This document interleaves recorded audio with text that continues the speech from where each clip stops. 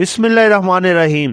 दोस्तों, भाइयों, क्या हाल है? सब ठीक ठाक हैं? अल्लाह पाक से उम्मीद करता हूँ कि सब ठीक ठाक होंगे। दोस्तों, आज संडे वीकेंड हो गया जी ख़त्म और कल से मार्केट खुलने जा रही है। और कल जो फैसला आया, आपने देखा कि अपना जो डील है वो कंप्लीट नहीं हो सकी। अभी डील होने से पहले मुज़ाकरात को एक वक्फा दिया गया है और उसके बाद दोबारा से अब देखें कि 2 दिन बाद या एक हफ्ते बाद दोबारा से ये स्टार्ट होता है डायलॉग वाला मामला। लेकिन फिल वक्त आपने देखा कि मार्केट में इस वक्त फिर नेगेटिव खबरों का राज है। पॉजिटिव खबरें भी काफ़ी हैं जो पाकिस्तान की इकॉनमी के मुतालिक हैं।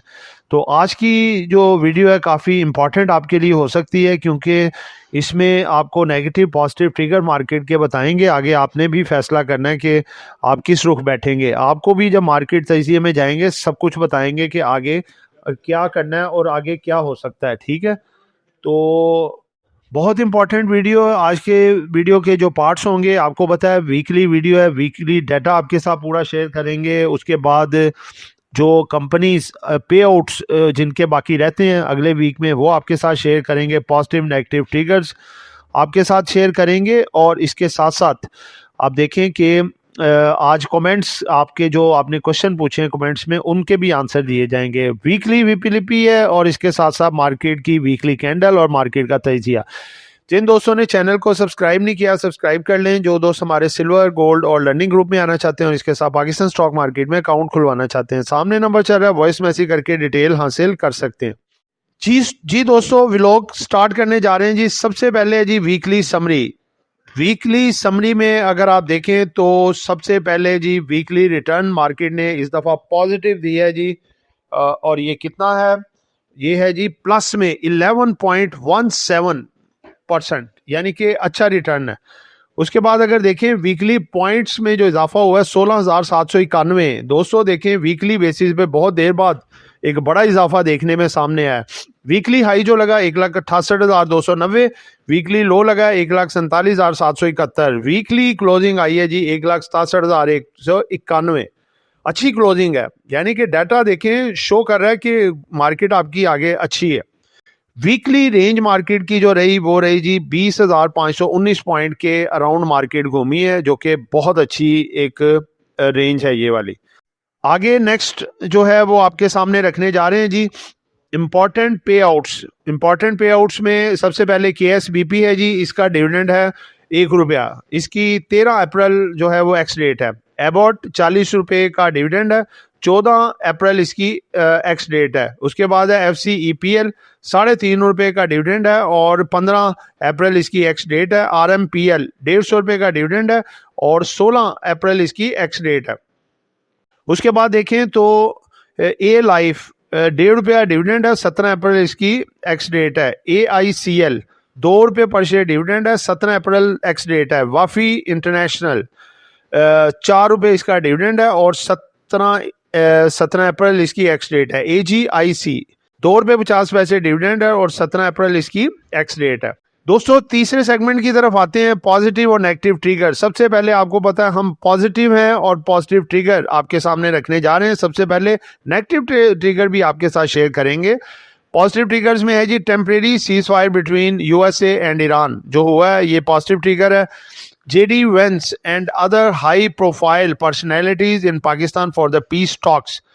देखें जी, JD Vance जो कि प्रेसिडेंट अमेरिका का है वो, और बड़ी हाई प्रोफाइल जो पर्सनैलिटी थी वो पाकिस्तान में इस्लामाबाद में आई और पाकिस्तान का मोराल बुलंद हुआ और पाकिस्तान को पूरी दुनिया में इज्जत मिली कि पाकिस्तान एक अमन की तरफ जाने के लिए पूरी कोशिशें कर रहा है और थर्ड वर्ल्ड वॉर जो कंसिडर हो रही है इसको रुकवाने की कोशिश कर रहा है, जो कि एक अच्छी अलामत।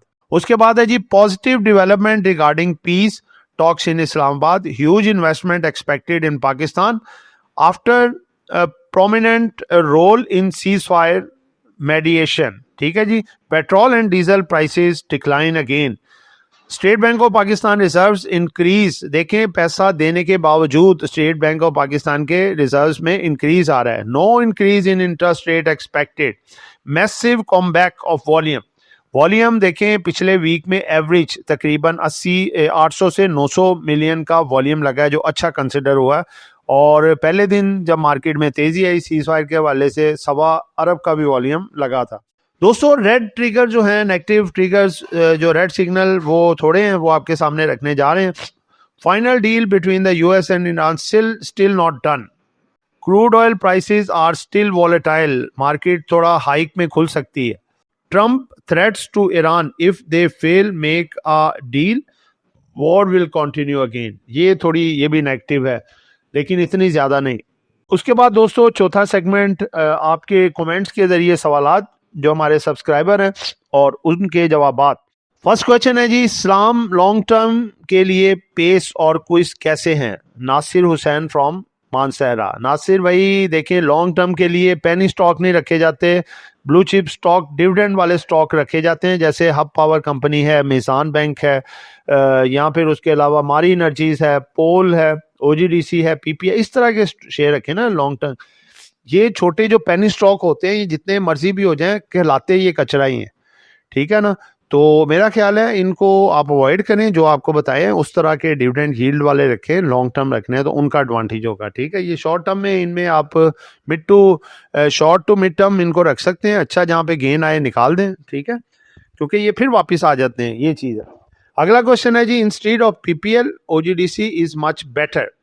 बिल्कुल भाईजान, ओजीडीसी जो है वो मच बेटर है, क्योंकि इसके रिजर्व्स भी बेहतर हैं और ये कंपनी की बुक वैल्यू भी अच्छी है, और आगे देखें इसको पैसा भी मिल रहा है सर्कुलर डेट के लिहाज से, जो उस पर इंटरेस्ट बना हुआ था, हर देखें मंथ बाद इसको पैसे मिल रहे हैं।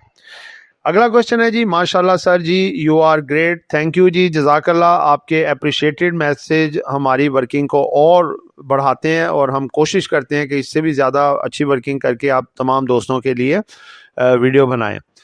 अगला दोस्तों क्वेश्चन है, सर एनबीपी का प्लीज़ बता दें। भाईजान इसका डिविडेंड एक्स हो गया हुआ है और वो ट्रांसफ़र होने जा रहा है अकाउंट में, बस शायद अगले वीक में सबको ट्रांसफ़र हो जाए, और अच्छा है, ये बेहतर है, काफ़ी डिस्काउंट भी आया हुआ है। देखें 282, 83 लगा के, 88 लगा के इस वक्त 200 के करीब घूम रहा है, 180, 85, 90 के करीब, और ये अच्छा जंप आ सकता है। बस ये है कि जो सीज़ फायर वाले मामला जो हैं वो कायम दायम रहे तो मार्केट आगे आपकी बेहतर ही लग रही है, और ये बेहतर प्रोग्रेस दिखाता हुआ नज़र भी आ सकता है। आगे जी, सिस्टम लिमिटेड के बारे में क्या ख्याल है? भाईजान सिस्टम अच्छा है, बेहतर है, इसकी अर्निंग भी इस दफ़ा इम्प्रूव हुई है, लेकिन इसने डिविडेंड कम दिया है।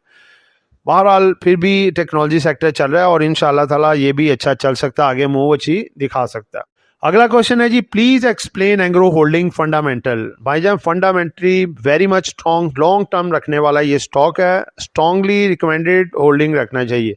Faisal bank, effort analysis, Faisal bank भी बेहतर है जी, इफर्ट भी बेहतर है, दोनों लॉन्ग टर्म रखने वाले शेयर हैं और डिस्काउंटेड भी मिल रहे हैं, डिप आए तो लेने चाहिए। दोस्तों पांचवा सेगमेंट बड़ा इंपॉर्टेंट है जी, इंपॉर्टेंट है, वीकली फिपीलिपी आपके साथ शेयर करने जा रहे हैं जी। वीकली दारों ने क्या खरीदा क्या बेचा? सबसे पहले जी लोकल्स ने हमारे माल बेचा है जी, फॉरनर्स ने बेचा, $4.32 मिलियन का माल बेचा है, और लोकल्स ने खरीदा है जी $4.32 मिलियन का। अब डिटेल देखते हैं, बैंक से इस दफ़ा बेच गया जी माल, इसने बेचा है जी $19.86 मिलियन का माल इसने बेच दिया मार्केट में। उसके बाद अगर आए ब्रोकर्स, तो ब्रोकर ने $4.42 मिलियन का माल बेचा है। कंपनीज ने माल खरीदा है जी $0.43 मिलियन का माल खरीदा है। फॉरेन कॉर्पोरेट्स का देखें तो $6.91 मिलियन का माल बेचा है। फॉरेन इंडिविजुअल ना कुछ बेचा है ना खरीदा है। इंडिविजुअल्स जो हैं फॉरेनर इंडिविजुअल्स, इन्होंने $3.21 मिलियन का माल बेचा है। इंश्योरेंस कंपनी ने जनाब ये $11.81 मिलियन का माल बेचा है। म्यूचुअल फंड इस दफा बड़ा बायर सामने आया जी, मार्केट में सबसे ज्यादा बाइंग $44.70 मिलियन का माल इन्होंने नेट खरीदा है जी, वाह। उसके बाद एनबीएफसी की तरफ आए तो $0.07 मिलियन का माल बेचा है। अदर ऑर्गेनाइजेशन ने $1.44 मिलियन का माल बेचा है, और उसके साथ ओवरसीज पाकिस्तानी 2.60 मिलियन का माल खरीदा है। तो दोस्तों म्यूचुअल फंड बड़ा बायर है जी, और इनके साथ कंपनीज हैं, और इनके साथ है जी ओवरसीज पाकिस्तानी भी। और जिन्होंने सबसे ज़्यादा बड़ा सेलर है मार्केट में, जिन्होंने माल बेचा है, वो है जी सबसे पहले बैंक्स, उसके बाद ब्रोकर्स, और उसके बाद फिर फॉरेन कॉर्पोरेट्स, जिन्होंने सबसे ज़्यादा माल बेचा है। तो दोस्तों इदारे तो ज़्यादा इदारों ने माल बेचा है, और कम ने ख़रीदा है, लेकिन म्यूचुअल फंड जो है वो काफ़ी बड़ी बाजी ले गया है, जिसने काफ़ी बड़ी अच्छी क्वांटिटी में माल पिछले वीक में ख़रीदा है। इसलिए मार्केट फिर भी आप सेफ हाथों में लग रही है, क्योंकि इदारों के पास जब माल होता है तो वो मार्केट ज़्यादा गिरने नहीं देते। अब दोस्तों अगला सेगमेंट हमारा आगे जी, मार्केट कैंडल और इसके साथ जो अगले वीक पूरे में चलने वाले स्टॉक और साथ इसके जो है मंडे को भी जो चल सकते हैं वो रखेंगे। दोस्तों देखें, पिछला वीक में भी देखें एक गैप क्रिएट हुआ है, मार्केट जो गैप ओपनिंग हुई थी, ठीक है। अब बात यह है कि देखें, सिंपल सी बात है, होप थी मार्केट में फ्राइडे वाले दिन के सीज फायर हो चुका है, अब मज़ाकरा टॉक स्टार्ट हो जाएगी।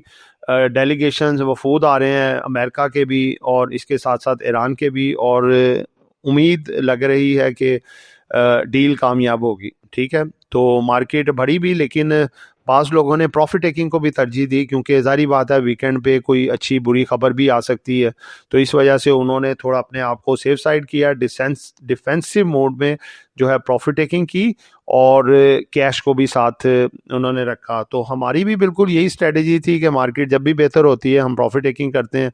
हम भी इस वक्त 40 से 50% प्रॉफिट में है, 40-50% माल भी पड़ा है, ताकि कोई भी सिचुएशन होगी, जो हमारी स्ट्रेटजी है वो यही है कि अगर मार्केट थोड़ा डिप में खुलती है, जिसकी वजह है कि डोनाल्ड ट्रंप ने फिर दोबारा एक टेरर पैनिक डाला हुआ है जी, मैं हमारे नेवी के जहाज़ जो हैं वो स्ट्रेट ऑफ हॉर्मज़ को आके वो जो है ताकत से खुलवाएंगे।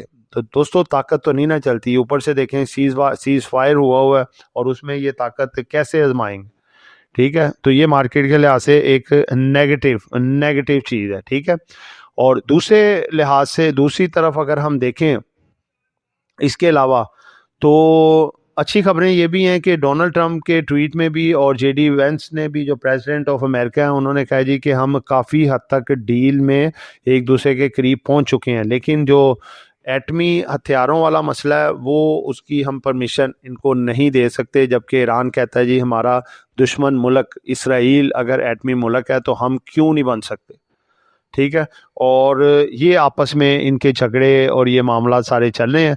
अब आगे हमने देखना है कि ये मामला किस करवट बैठते हैं।